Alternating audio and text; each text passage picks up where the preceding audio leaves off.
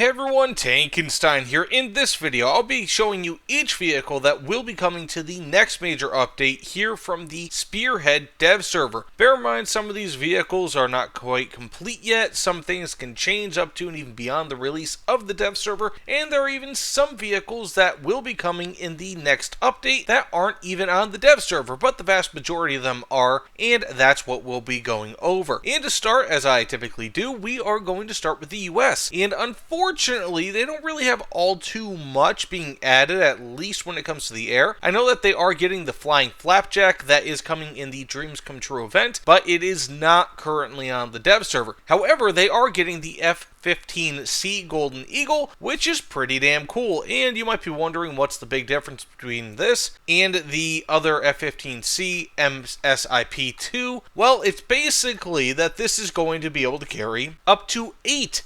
AIM-120C5s, that's right. And it also has a much better radar. As you can see, it's got the AN/APG-63 V3, whereas the other one, if I'm not mistaken, only has the V1. And this also gets a slightly better anti-ground suite, including use of the sniper targeting pod, which is pretty cool. So it is a general increase in performance, or a general increase in combat capability, rather. Its overall performance, insofar as its stats are concerned, they are going to stay the same. Next up, we have the AH-56A, and this will be a Squadron helicopter, which is pretty cool. And as of right now, rank 4, battle rating 9.7. This is the Cheyenne compound helicopter that so many people have been wanting for so long. But, you know, being that this is a product of its time, this was built in, I think, like the late 60s, early 70s, there's not really all too much insofar as anti-tank ordnance is concerned, but this could be an excellent vehicle to bring out right in the beginning of a match, because this is so fast, over 400 km/h top speed, and in theory you could just hellfire, or rather Mighty Mouse,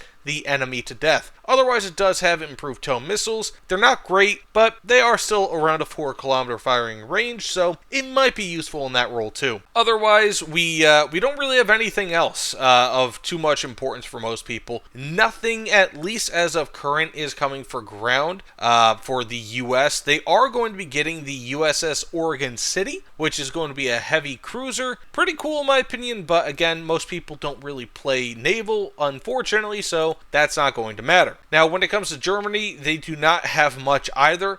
They are going to be getting a new Tiger II, so the Tiger II-A did see, or not the A, but rather the P did see an improved design. This is also going to have an improved design.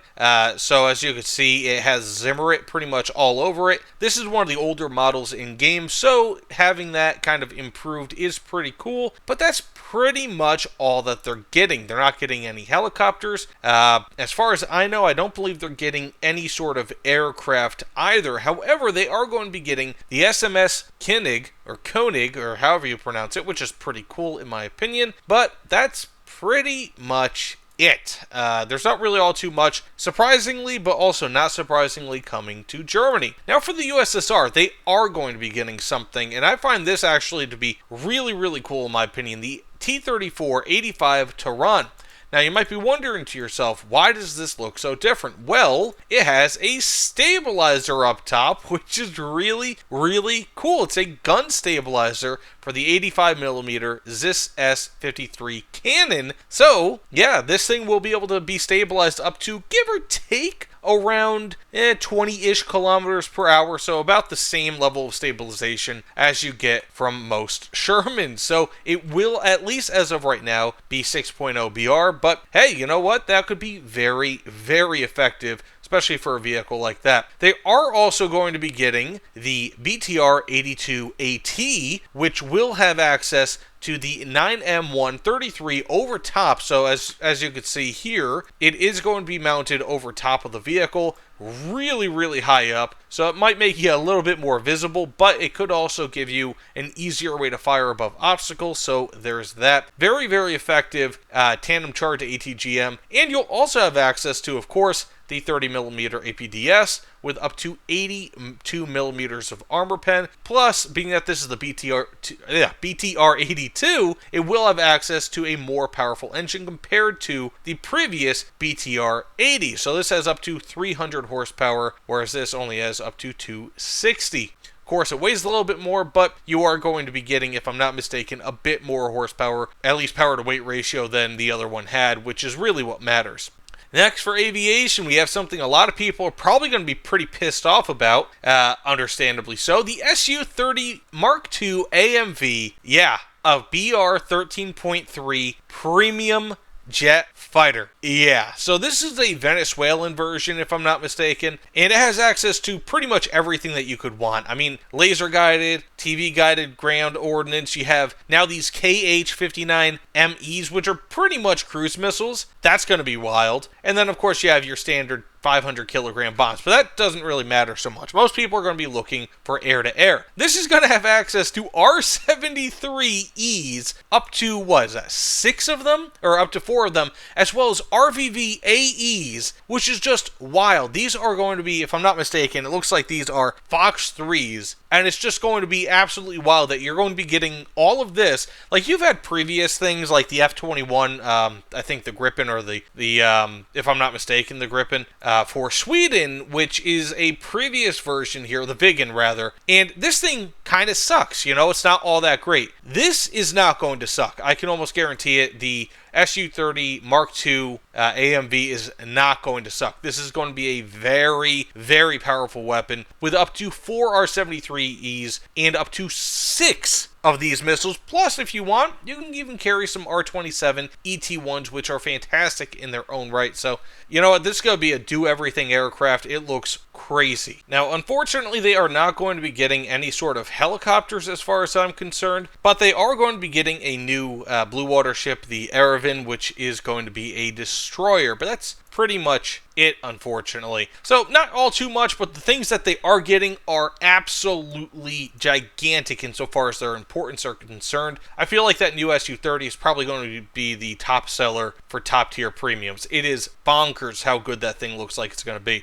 Now, for Great Britain, we have the Chieftain Mark 900. I think it's been referred to as the 900, just without the mark. And this is going to have up to 900 horsepower. Basically, it's a Chieftain Mark 5, but with a better engine, not better armor, despite what this thing actually looks like. This is pretty much all structural steel, just to kind of showcase what the armor would have looked like if it was actually placed on it. Plus, of course, as a laser rangefinder and the Shot L-23. So, it's going to be very effective. It's basically just, again, a slightly up-armored, or rather a slightly more mobile and a bit more, insofar as its armament is concerned, powerful compared to the Chieftain Mark III at not all too much higher of a BR. Then for aviation, Great Britain will be getting the Hawk 200. The Hawk 200. Why'd I make that joke? Any hoodles. AIM-9Ls, and this is going to be 10.7 BR, at least tentatively. It's going to have access to a whole bunch of things, including a GM-65Bs. So it will be a very, very nice little basic light strike aircraft. At its BR, will be subsonic, but still should be fairly quick insofar as its acceleration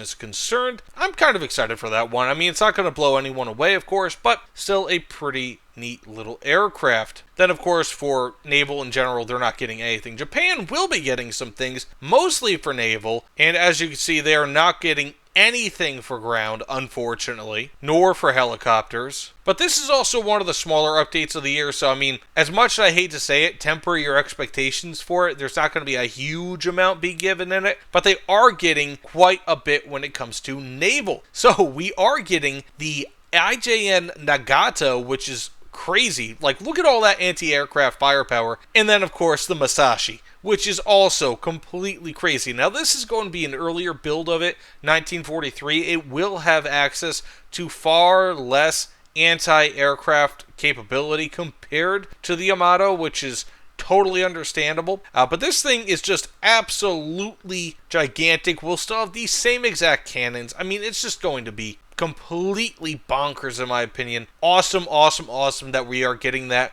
And it's going to be a very nice, in my opinion, second vehicle to kind of jump into once you're done with your Yamato, which I'm sure the vast majority of people don't have access to the Yamato quite yet. I mean, heck, I don't I don't have anywhere near it, but one day I'll get it. And that's pretty much it when it comes to Japan. Now going on to China, they are going to be getting a very, very interesting vehicle near the top. First and foremost, the CM34. This is basically your standard light tank, if you will, around this BR. It's got the Bushmaster 2, the 30mm, if I'm not mistaken, the same exact one on the EFV. Not expecting too much from this, but hey, it might be decent. But we are getting the Aplot P, which is going to be the new rank 8 squadron tank for China. 12.3 BR, will be pretty damn powerful with access of the BTA-4. Not an incredibly powerful shell, but overall this is still going to be a pretty damn good tank. Again, squadron, so you don't have to pay Golden Eagles in order to get it, so long as you're in a squadron and you work up to it. But that's pretty much it for China. Again, going to be a relatively small update, unfortunately. And again, there are going to be a lot of vehicles that are coming to War Thunder that aren't even in the dev server. But Italy will be getting the C-13 Tua, which is pretty cool. This is basically going to be like the Wally tank that the Americans have. What is it, like the M109 if I'm not mistaken, or M901, whoops. And it's pretty much going to be about the same thing, except it's going to be a little bit more mobile if I'm not mistaken, being that the chassis that it's on is going to be a bit better. Otherwise, very, very similar. Has the same exact missiles as it. Cool vehicle nonetheless. Of course, they are not getting any helicopters, unfortunately. They are going to be getting an aircraft, however, as the MB326K, which is pretty cool in my opinion. Like, look at this thing. I mean, I think it's actually a pretty cool thing. Like, I really like that we are getting so many of these new vehicles coming to War Thunder. So many of these light attack aircraft. Sure, they might not be amazing, I get it. But at the end of the day, like, they're just a whole lot of fun in my opinion. So having this sort of thing, it gives players kind of the ability to play like a light strike aircraft and play something a bit more nimble than like your standard F-84, for example, which more or less this is going to be kind of preceding in the Italian air tech tree. So I think that sort of thing is really, really warranted, and I'm glad that we're going to be getting it. I guess we're getting the Littorio. That's something actually I totally missed before, but we are going to be getting the Littorio, which is pretty cool in my opinion, and I believe that's it. Correct me if I'm wrong, but I believe that's it for Italy. Now for France, France is going to be getting a good amount with this update too, interestingly enough. So they aren't really going to be getting all too much when it comes to Army. No one really is when it comes to this update, but they are getting the Jaguar EBRC, which is awesome. In my opinion, it has a 40mm cannon. It's got the Acheron MPE ATGMs, as well as, of course, it's very mobile. It's a very large vehicle. It's going to be a very, very good but rather light tank. It's going to not have helicopters coming in this update, but they are getting the Fokker 23, which is a pretty cool vehicle. I think it's like a push-pull design, but that's pretty much it, unfortunately, when it comes to aircraft. Now, when it comes to Blue Water, they are getting the Clemenceau, which is pretty cool. Now, this is going to be basically about the same as the Richelieu, which is also cool, but I believe it has slightly worse, or actually notably worse, anti-aircraft armament, but still a very, very cool vehicle nonetheless. And as you can imagine, not all too much going on here for Coastal, but they are getting the Brestois, which, if I'm not mistaken, I think that's how you pronounce it. I'm not French, nor do I speak it, but pretty cool, I guess. Then, of course, we have Sweden, which unfortunately they are not getting any sort of new ground vehicles, not getting any sort of helicopters, and as far as I could tell, they are not getting any sort of aircraft either. Damn shame, in my opinion. However, Israel is going to be getting some stuff, namely the Zelda, the 60mm. Basically, this is an M119,